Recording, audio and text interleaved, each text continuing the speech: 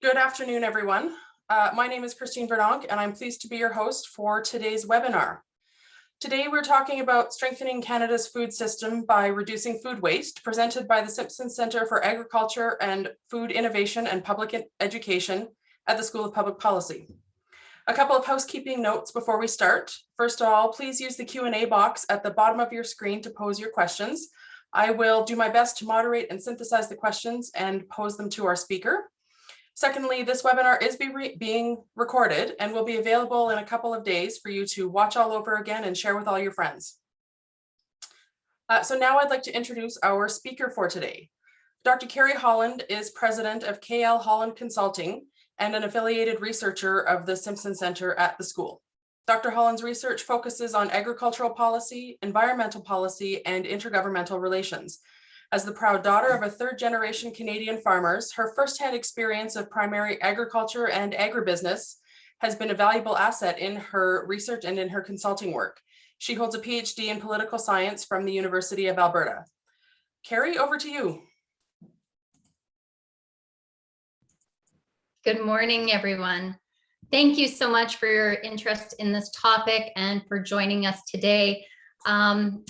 I will try and get through my slides as efficiently as possible to try and leave as much room during the presentation for questions.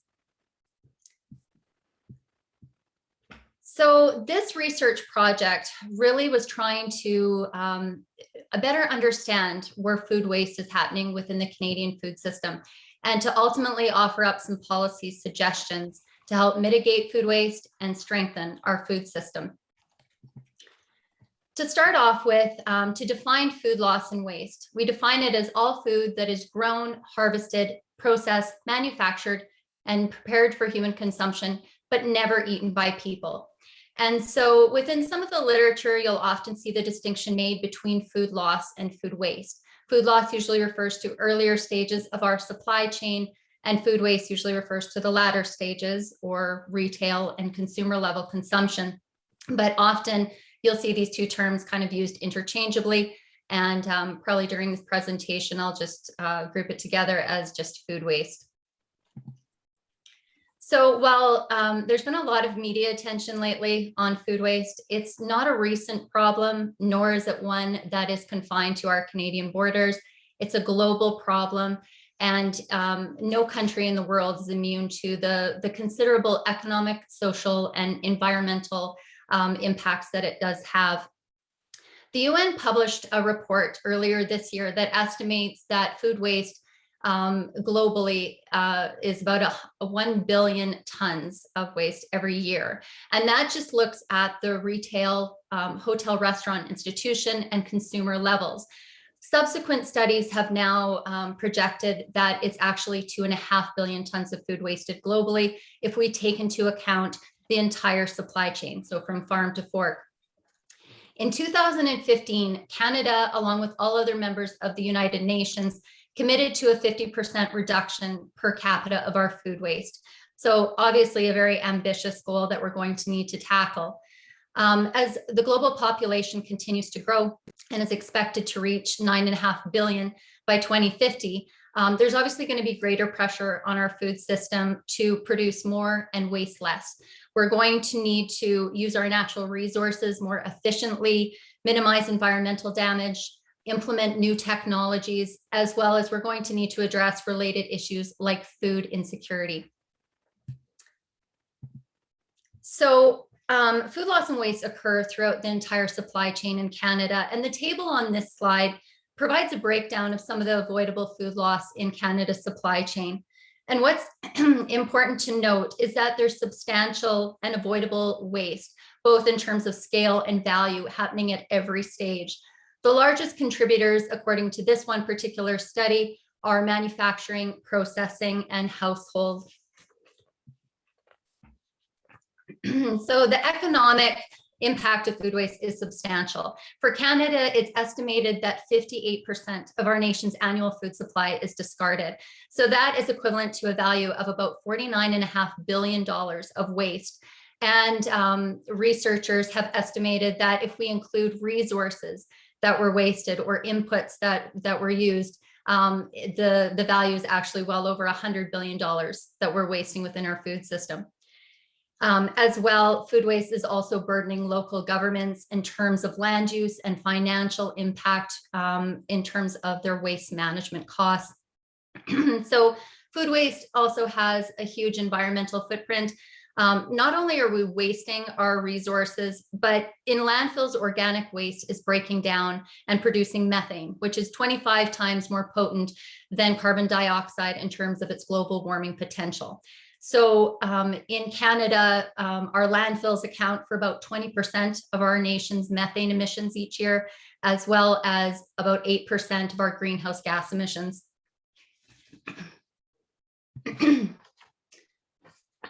So obviously the food waste problem is a complex one, and there are many contributing factors.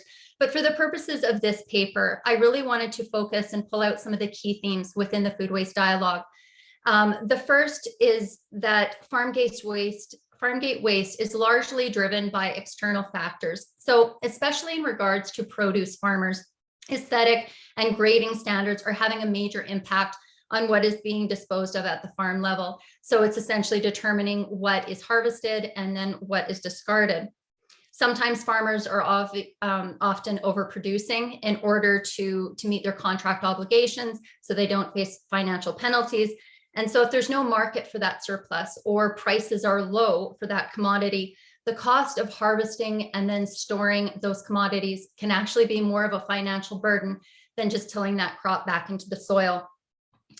Compared to other stages of the supply chain, farm-gate waste is actually one of the lowest sources at 6% of Canada's total. And that's also because diversion is more typical at this level of the supply chain. So farmers will sometimes divert commodities to compost, anaerobic digestion, animal feed, and then produce farmers often offer up their fields to community gleaning efforts as well. So the second key theme that I discuss in the paper is consumer disconnect and food literacy.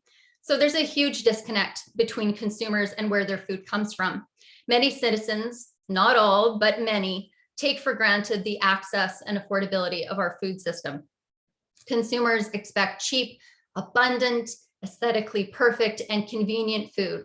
And our food system has really evolved to meet that demand.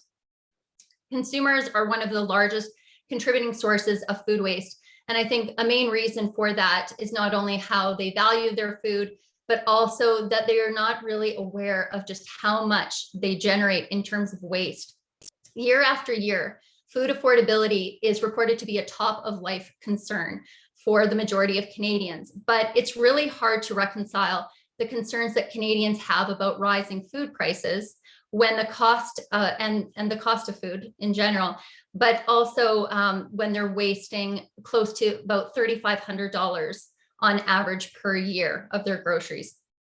And there are many reasons, of course, why households are wasting food, but confusion over date labels is one of the main reasons for food waste in the household. Food items have an array of date labels, as I'm sure you're all well aware of when you go to the grocery store. And these date labels cause consumers sometimes to be wary of buying or consuming food products that are close to or have slightly passed their best before or sell by or expiry date. And this leads to consumers, but also retailers, prematurely disposing of perfectly edible products. So in Canada, very few products actually require an expiry date code. There's about 5 categories, just to provide a couple examples. Infant formula, meal replacements, nutritional supplements are included in that list. The CFIA, or the Canadian Food Inspection Agency, only requires date codes on products that will stay fresh for less than 90 days. So manufacturers are able to put those on at their discretion, how they determine when their food would stay fresh the longest. And the CFIA standards for products that are considered shelf stable or anything that will stay fresh for longer than 90 days are actually not required to have any date code, but manufacturers are free to add them. So Some would argue that they're doing so in a very conservative way to drive their sales and to also manage their brand in terms of consumer perception of quality of their product. The third theme I discuss is the need to reconsider, or at least expand, the way that we think of our food system's efficiency. Levels of waste continue to rise, and it's really debatable how truly efficient our food system is if we're wasting resources unnecessarily and damaging the environment doing it. Food waste has generally been accepted as a cost of doing business, but there's also the argument that businesses haven't been adequately measuring and then internalizing those costs in their bottom line. However, we do see some notable examples in recent years. Processors like Cargill and Maple Leaf have made commitments to reduce their waste and implement new technologies to do so. As well, we've also seen a shift in some of the major retailers. So Walmart, Starbucks, Canadian company Loblaw is a really good example of that. So whether these changes these companies are making are a result of consumer awareness and perhaps more pressure on these companies, or whether these companies are taking just better measurements of their waste and seeing that it's better for their bottom line, could be a combination of both, but they are kind of demonstrating that it can be good for business. So there's also many examples of companies across Canada creating really lucrative and innovative businesses using food that otherwise would be discarded. So some of the examples on the screen right now, I came across when I was doing this research, and I was so excited to see some of the innovation that Canadians are coming up with. So some of the examples you'll see on the screen, protein powders, dried fruit products made from misfit produce, beer being made from day-old bread, and then other companies taking the spent grain from those microbreweries and creating flour to make bread. And then maybe I'll just mention one final example here. At the bottom left of the screen, you'll see Antera Protein. They use food waste from local farms, grocery stores, and processors to feed black soldier flies, which are then dried and processed to make animal feed and plant fertilizer. So at their Alberta facility, Antera is able to use about 130 tons of food waste each day to make this insect protein. So what these examples show is that there's economic opportunity to using what we wrongly consider and often disregard to be just waste.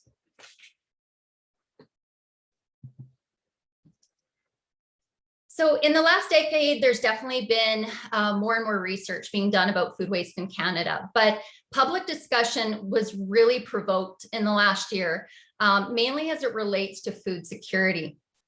In the spring of 2020, disruptions in our supply chains due to the COVID pandemic garnered a lot of media attention, and food security concerns became top of mind for many Canadians. I'm sure that we can all remember the media's reporting of millions of gallons of raw milk being dumped, produce crops destroyed, reports of livestock having to be euthanized, and as our supply chains had to rapidly adjust, Canadians were witnessing some of this farm level waste. And of course, these news stories provided immense shock value, and they also coincided with grocery store shortages, as well as rising demand on our food banks. So citizens, of course, were outraged. There was media reports and surveys done that the majority of Canadians actually felt farm gate waste should be made illegal. And a common question among Canadians became, well, why couldn't the food just be diverted to food banks instead of being destroyed?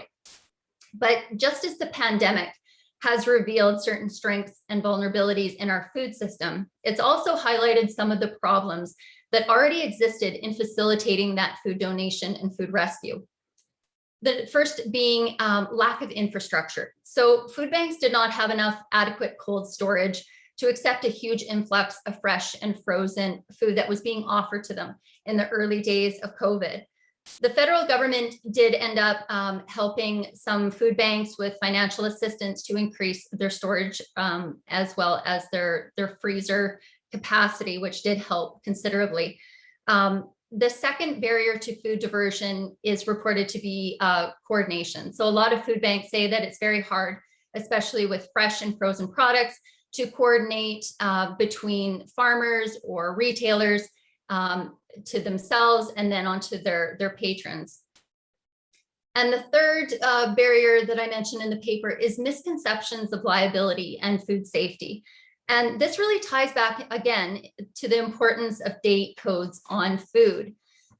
Charities that receive donations approaching that best before date may be reluctant to put those into hampers, fearing that to do so is unlawful or risky. However, there is legislation. Every province in Canada does have laws that protect donors against any liability, of course, if it's done in good faith. But there's undoubtedly a stigma to donating and passing on food past its best before date.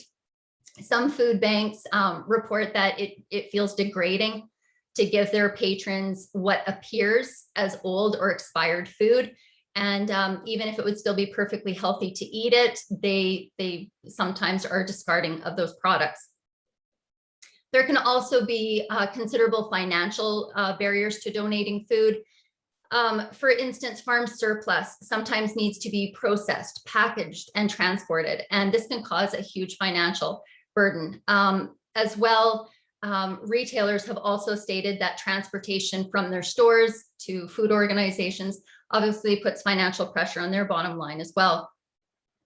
Currently, only 4 provinces in Canada, those being Ontario, Quebec, Nova Scotia, and British Columbia, have a tax credit that they offer farmers for donating food.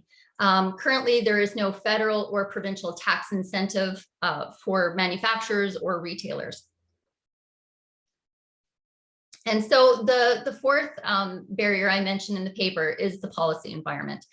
And there are existing policies and programs that affect food waste in Canada. So food labeling requirements, which I've already mentioned, low cost disposal, and programs like crop insurance are one that is often mentioned. Food banks have been calling for years for the government to make those programs more flexible so that some part of the crop that's claimed could be donated to the food banks.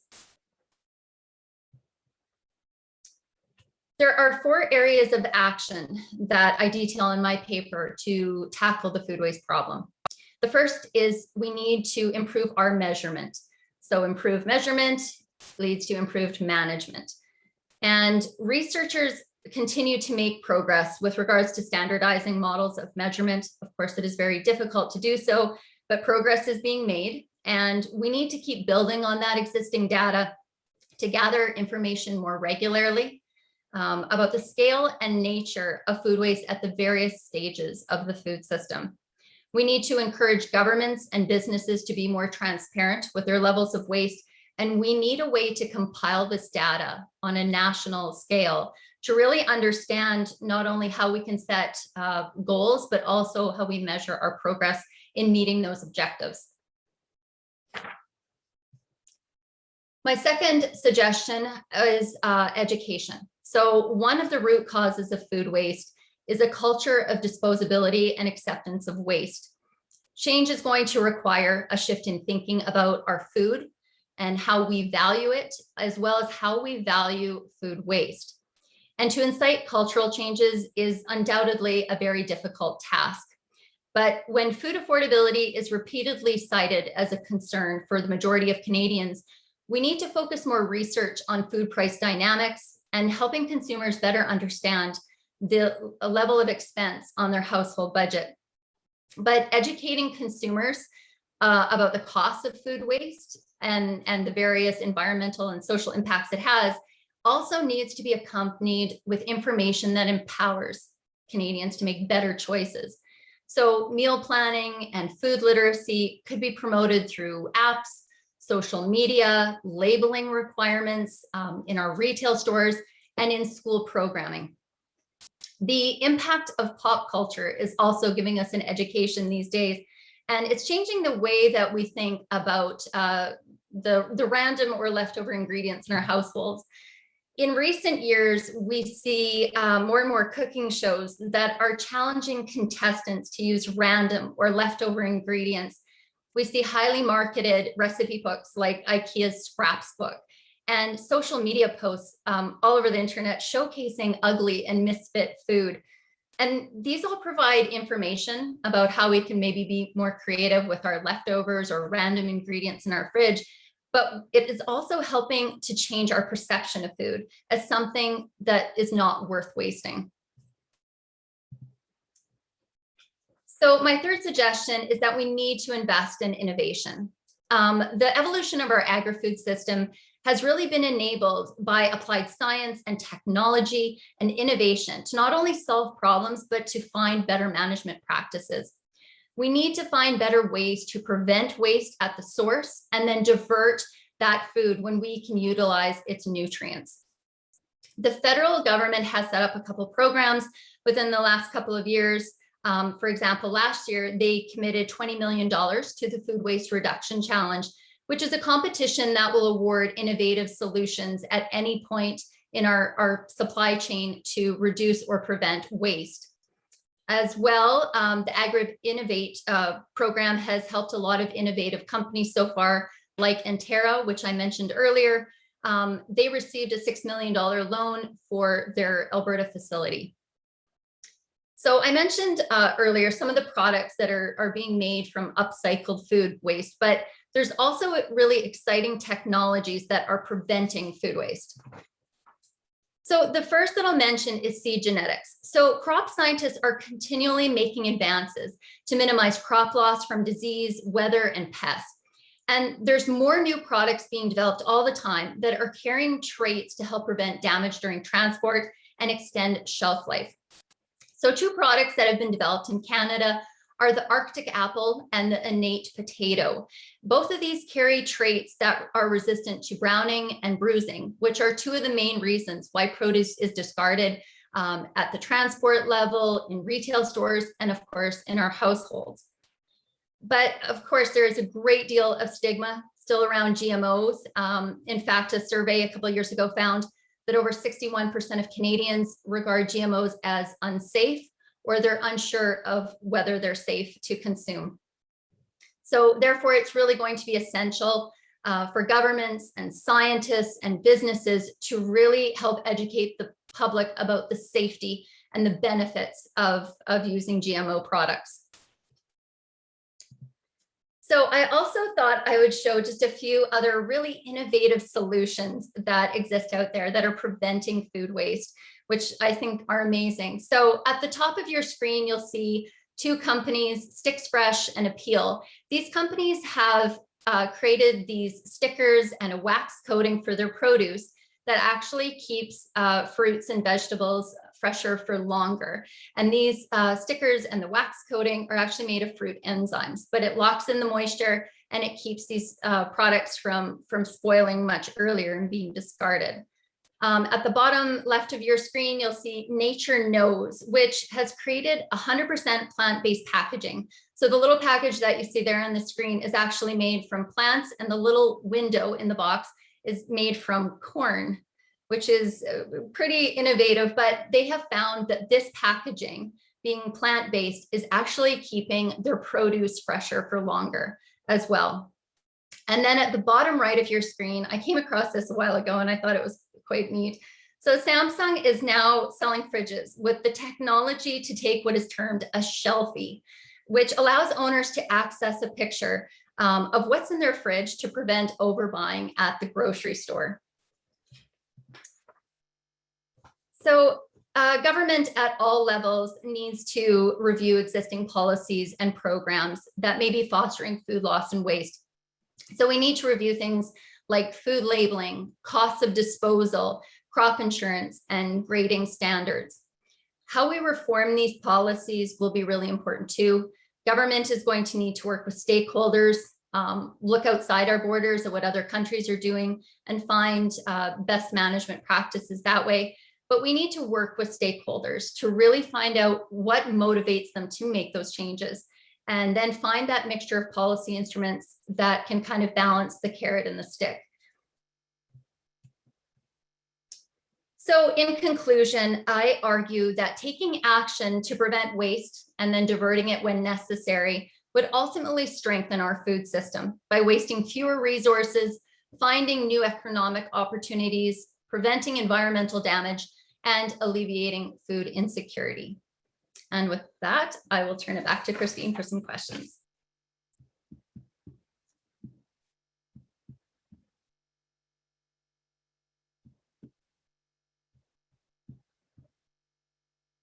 I think you're still muted, Christine. Let's try this again. All right.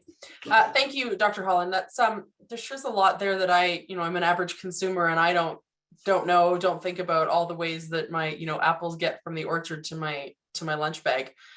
So we'll start with some questions. As a reminder, please pose your questions in the Q&A box at the bottom of your screen, and I will work through them and read them out to Dr. Holland.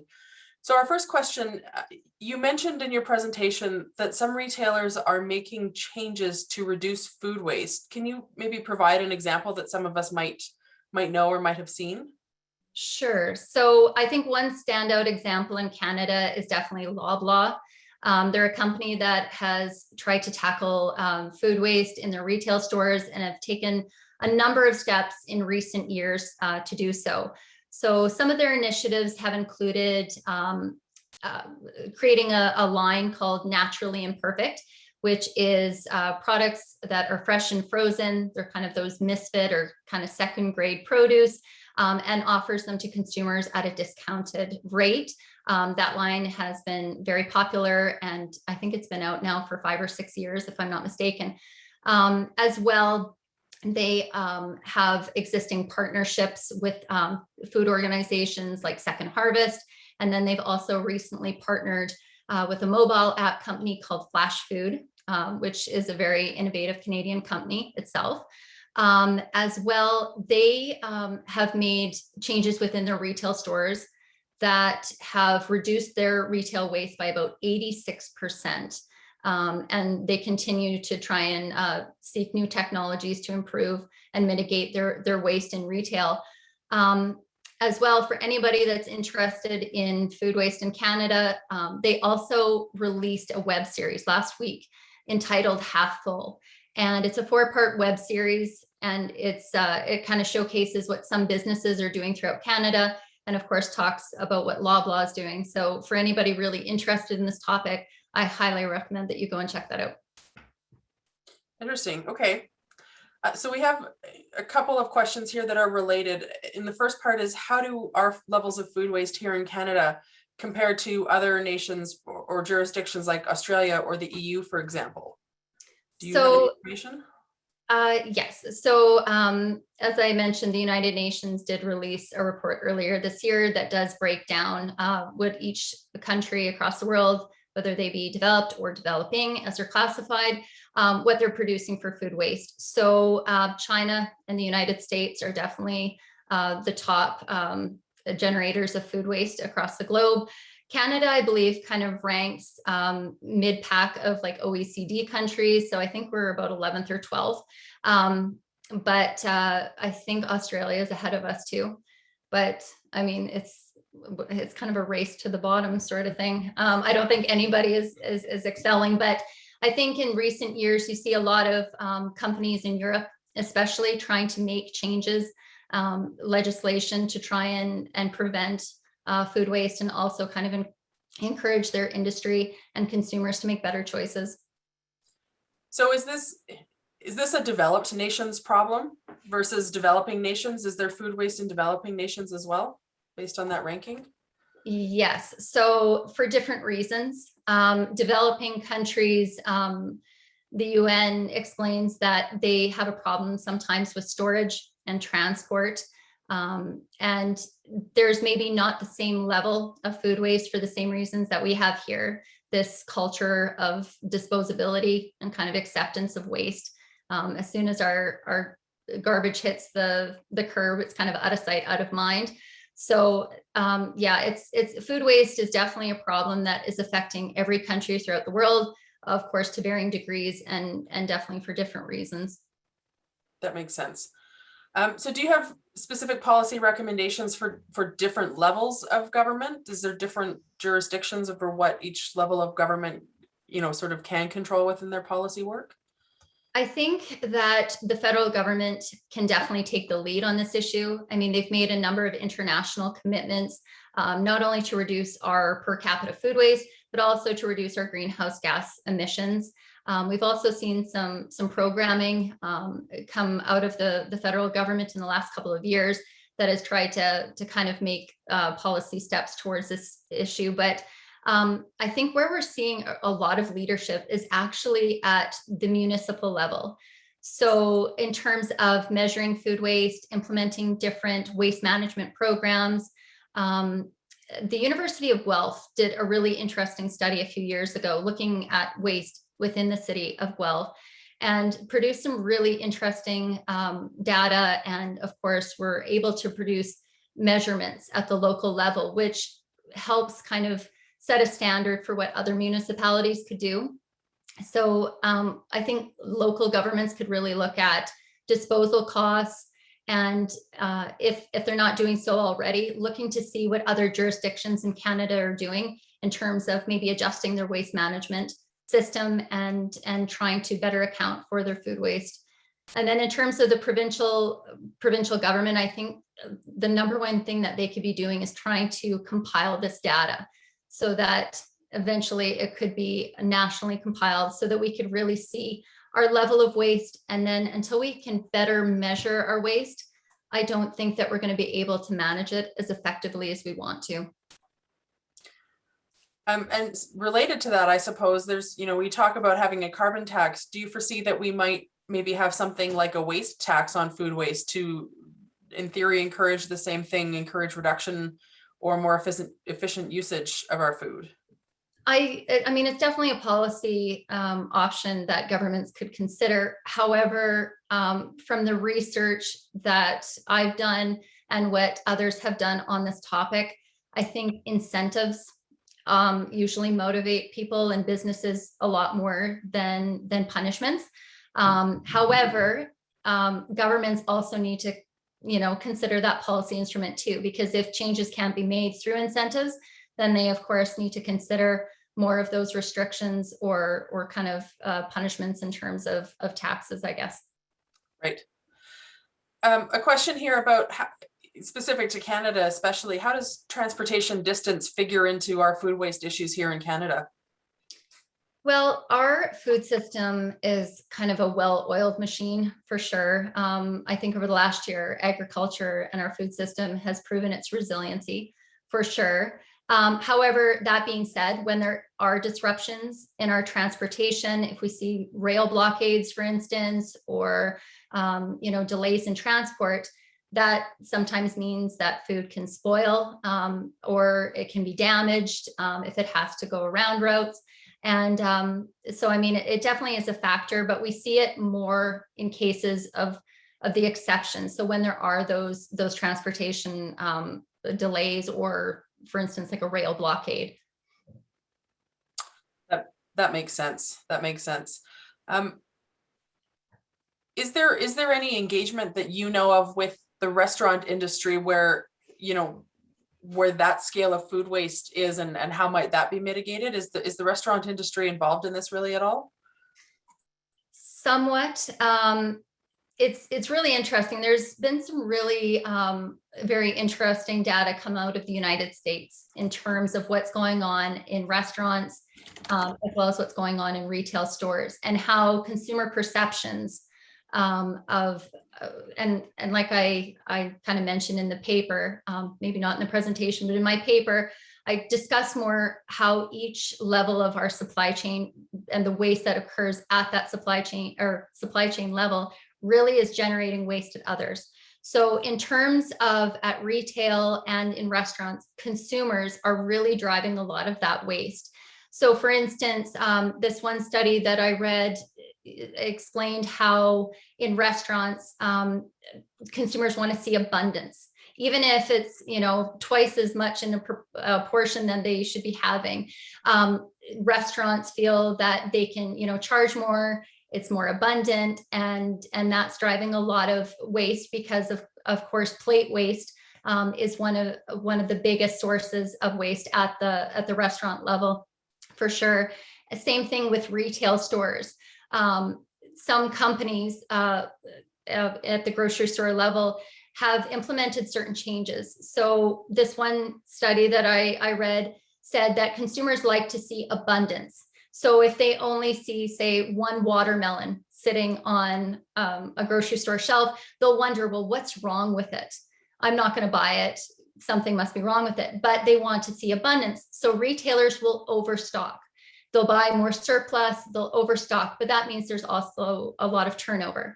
So we see some retailers kind of being more innovative with how they're stocking shelves. So a lot of their fresh produce, they're starting to kind of, I guess, almost like stuff the backs of them so that there's less produce actually out there for consumers, but that it looks like it is abundant. That makes sense. Something to watch for at the grocery store next time. You talked a lot about sort of the food labeling challenges and the misperceptions around that. What are some of the key barriers to making changes to food labeling requirements? Well, I think manufacturers definitely would probably like to give their input if government was going to make any changes to date codes. I think it's reasonable for manufacturers to want to kind of protect their brand. They want to make sure that products are being consumed as fresh as possible to kind of present that quality of their product. However, in that regard, even changes on products that, for instance, if they have a date code, be transparent about why that date code was set, or put freezing instructions or storage instructions on that product. That might help consumers, think of new ways that, okay, if my strawberries are going to waste and starting to get moldy in my fridge, what else could I possibly do with them? Or could I freeze them? And I think, even slight changes in date codes would be a good thing. But I definitely think the manufacturers and processors would probably like to give their input to government if they were going to make any changes. Right, of course. We've talked a lot about the food waste side of the problem.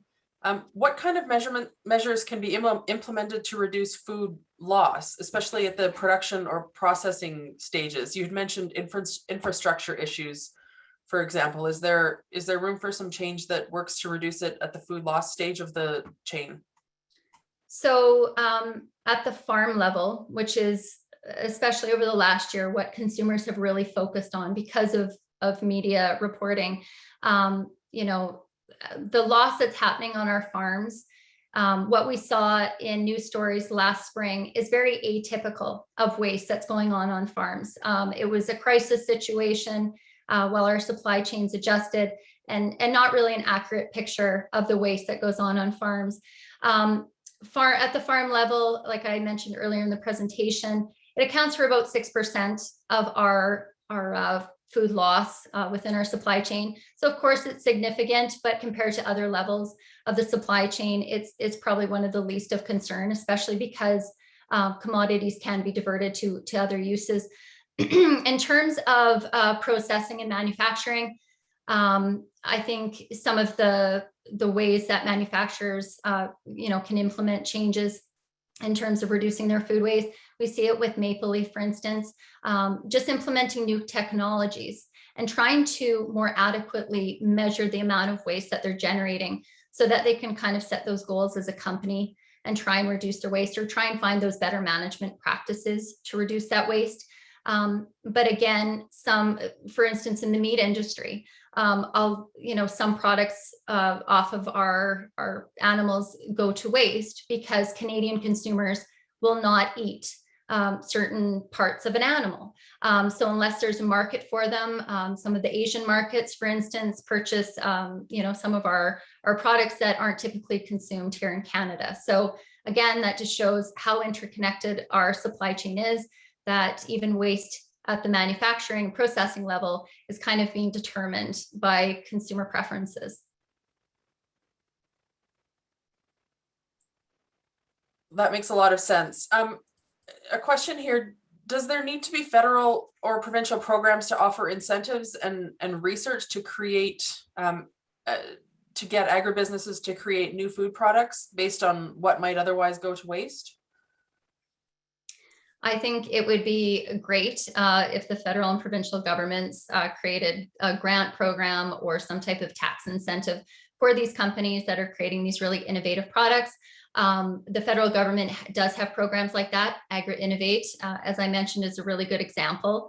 But Canadian entrepreneurs are coming up with amazing products that are lucrative. They're finding those economic opportunities.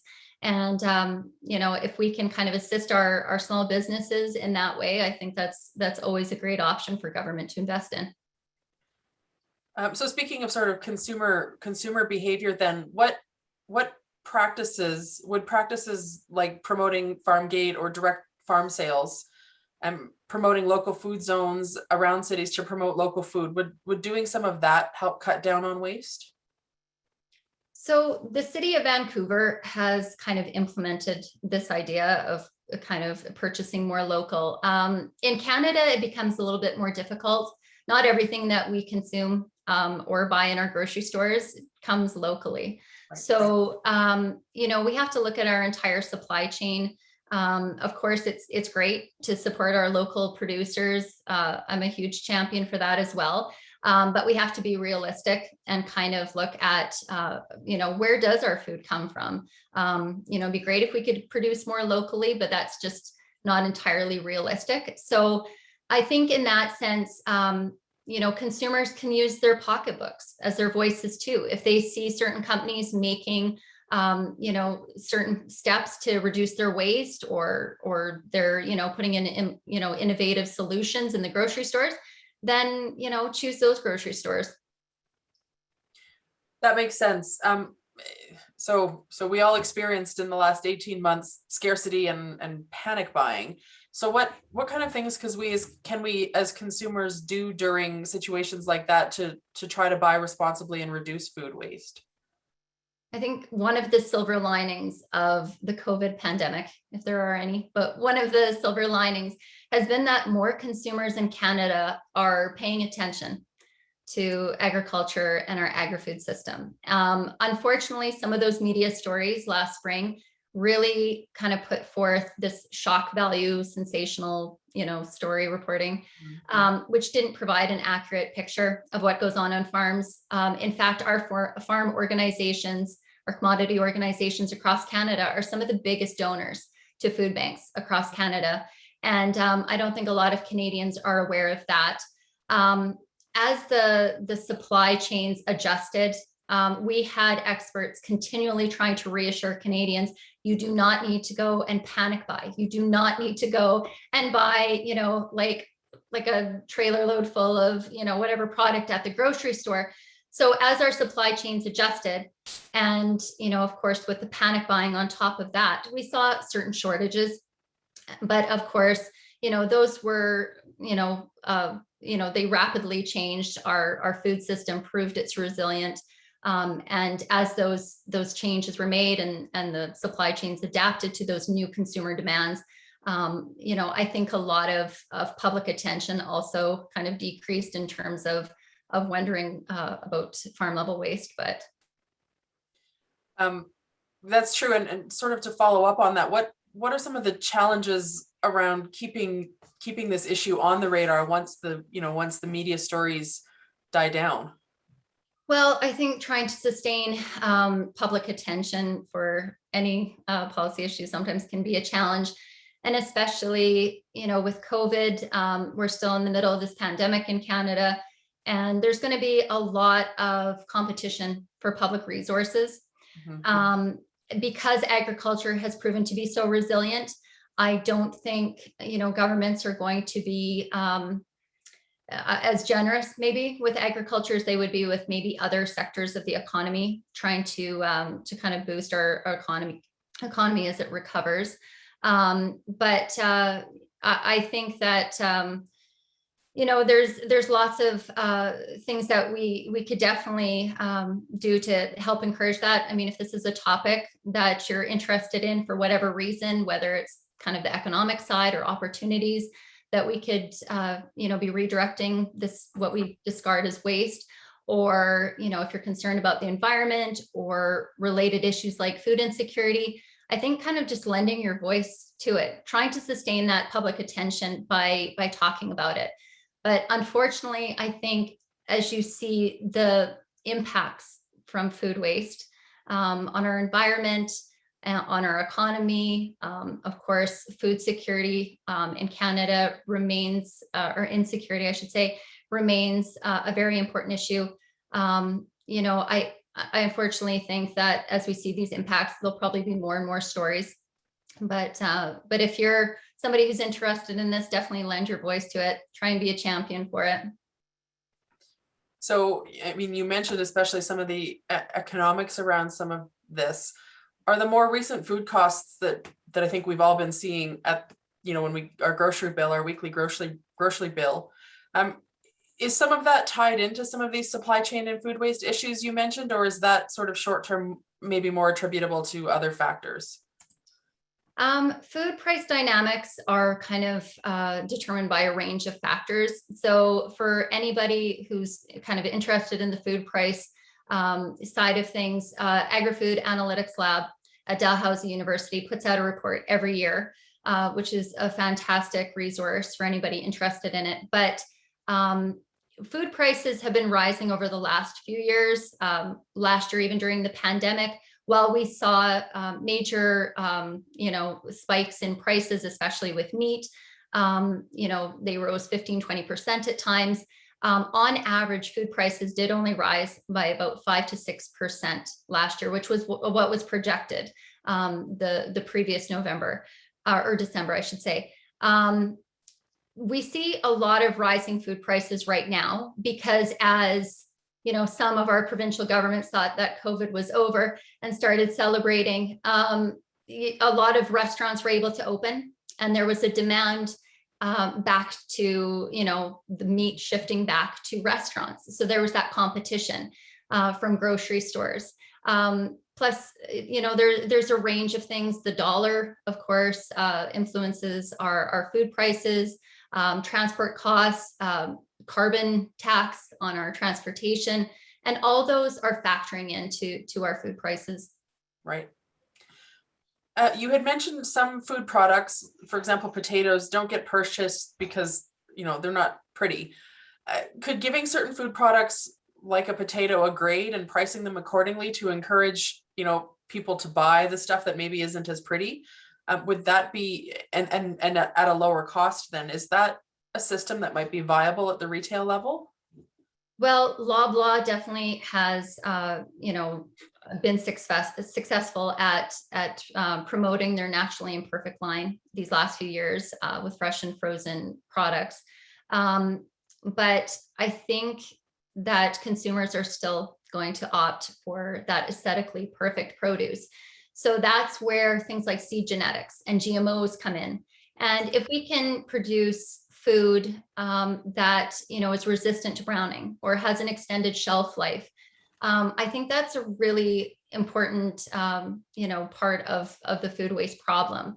But again, there's a huge stigma with GMOs, and I think there needs to definitely be more public education on how they could actually contribute to help mitigate food waste. Right, and it's a big problem then.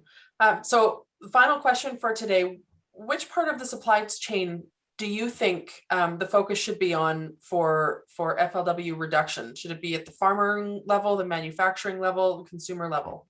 Where do you think the focus needs to be? I think that, of course, every level of our supply chain can always do better. We always need to seek those better management practices. However, in this research, I find that at the consumer level, I think trying to change our perception of how we value food. We're so disconnected from the farms and understanding how our food arrives in our grocery stores and on our plates. We've kind of lost the value of food, and I think consumer level waste and kind of the perceptions that we have of our food industry, some of the demands that we want that cheap food, we want convenient food, we want abundant food, aesthetically perfect food. And by doing that, we are driving a lot of waste at other levels of the food system.